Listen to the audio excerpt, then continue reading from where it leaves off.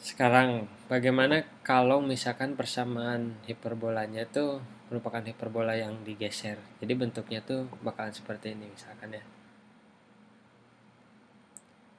X kurang 1 kuadrat per 16 dikurang Y tambah 1 kuadrat 4 sama dengan 1.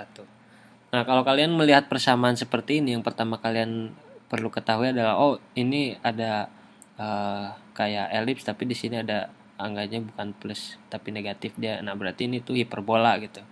Hiperbola. Nah, udah gitu kita lihat di bagian ini ada x kurang 1, ada y tambah 1. Berarti kalau ada x kurang sesuatu, y kurang 1, berarti itu pusatnya itu bukan di 0,0, dia digeser sedikit gitu. Nah, ini tuh pusatnya di mana? Kalau kita ngelihat persamaan yang paling sederhana dari suatu hiperbola itu kan x kuadrat per 16 dikurang y per 4, y kuadrat per 4 sama dengan 1 gitu kan. Nah, ini kalau yang ini tuh pusatnya 0. Kalau yang ini pusatnya itu dia di pusatnya itu di sini. Pusatnya itu di 1, negatif 1 kalau ini. Nah, kalau yang ini pusatnya di 0,0. Ini pusatnya 1, negatif 1 tuh kita bisa ngeliat ini kalau misalkan x-nya itu kan di sini 1. Masukin sini x-nya. 1 kurang 1 0 kan. Ini juga y-nya tambah 1. Kalau y-nya negatif 1 masukin ke sini jadi 0. Nah, berarti itu pusatnya 1 sama negatif 1. Nah, selanjutnya setelah itu yang pengen kita ketahui apa? Asimtotnya kan. Untuk mengetahui asimtotnya mungkin lebih mudah kalau misalkan kita mengerjakannya mencarinya dengan menggunakan persamaan yang ini, persamaan yang untuk pusatnya 0,0, karena sebenarnya hiperbolanya tuh sama, cuman pusatnya aja yang digeser gitu. Nah, jadi untuk mencari asimtotnya di sini, tapi nanti asimtotnya digeser dengan sesuai dengan pusat yang di sini ya. Supaya lebih jelas, pokoknya saya akan cari asimtot dari sini nih. Oke. Mencari asimtot ini kita bisa mencari y-nya sama dengan berapa gitu ya. Kalau kita pengen menempatkan y-nya itu di sisi yang sebelah kiri. Ini kan negatif y kuadrat per 4 sama dengan negatif x kuadrat per 16 tambah 1 gitu kan. Kalau kita kalikan kedua sisi dengan negatif 4, jadinya bagaimana? Y kuadrat sama dengan x kuadrat per 4 gitu kan. Ini kurang 4. Y sama dengan plus minus akar x kuadrat per 4 kurang 4 akar, ya kan? Nah, kalau misalkan kita pengen tahu asimtotnya itu kita masukkan x-nya itu mendekati plus atau minus tak terhingga. Jadi ini bakalan menjadi sangat-sangat, kalau misalkan plus tak terhingga menjadi sangat-sangat besar.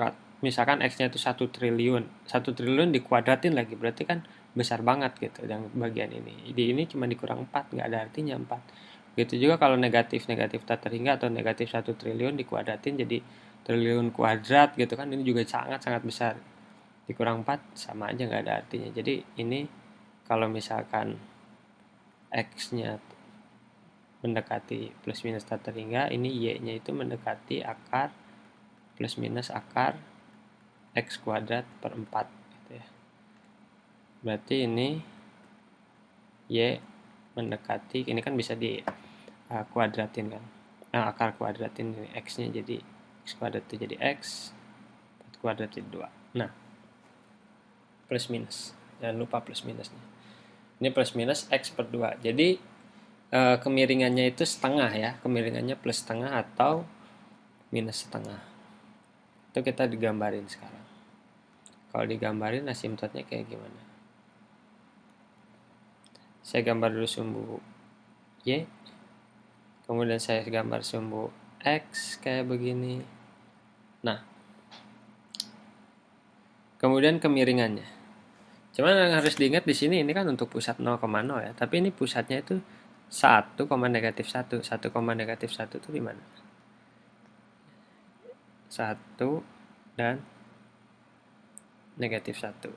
Di sini kan. Di sini pusatnya dia kira-kira. Nah, kalau misalkan kemiringannya plus setengah, dia berarti kalau kita geser 2 kali, berarti dia naik 1 kali kan. 1, 2, geser 2, naik dari sini, naik sekali. Berarti di sini ya. Ini garisnya kayak gimana? Dari sini ini pusatnya ke sini kan. Nah, ini garis asimptotnya. Oke. Yang kedua, yang kalau Y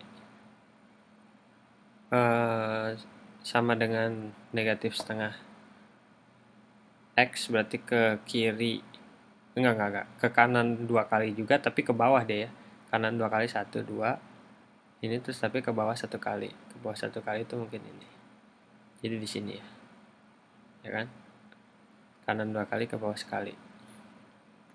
Garisnya jadi dari sini ke sini.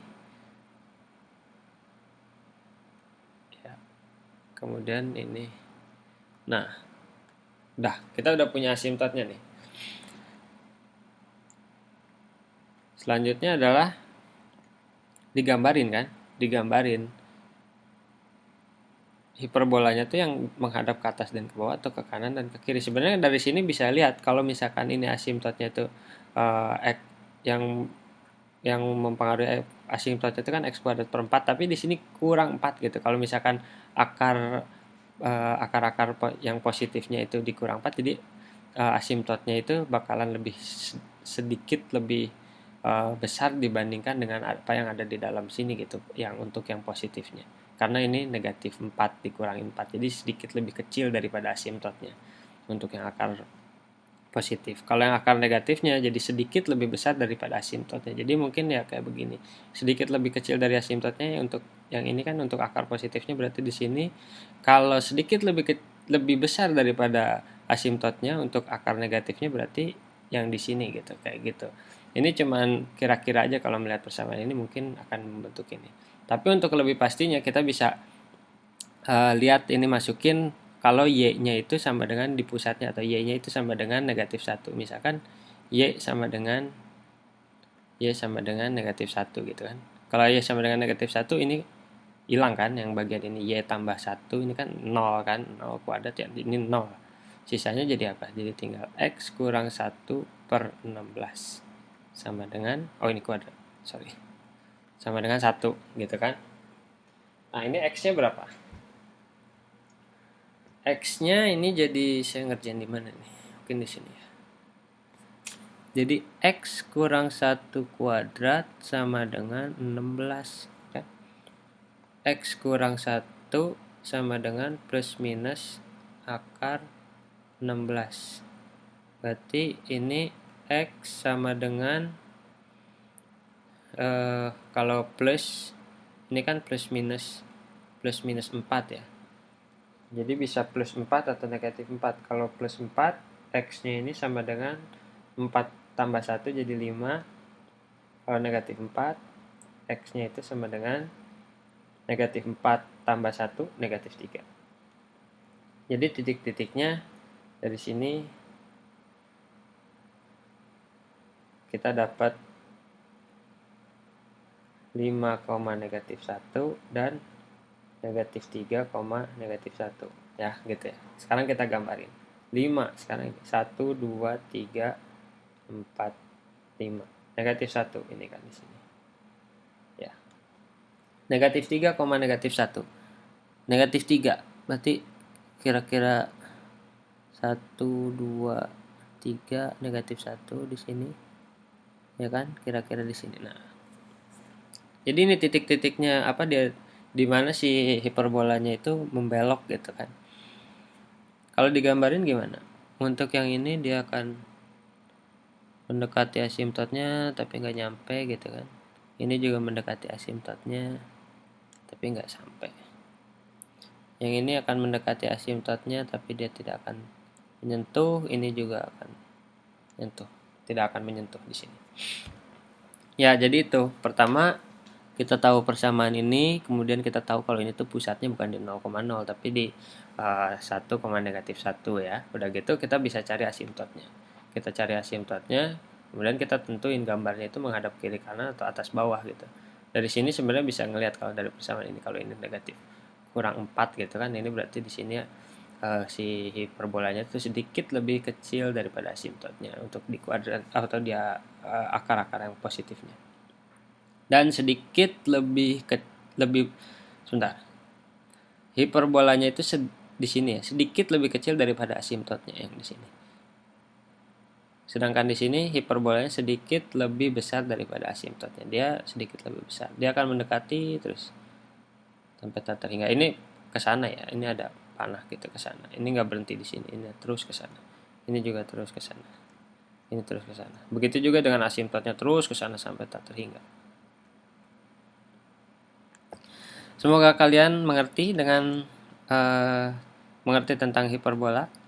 Kalau ada pertanyaan silakan tulis di komen di bawah ini. Terima kasih. Sampai ketemu di video selanjutnya.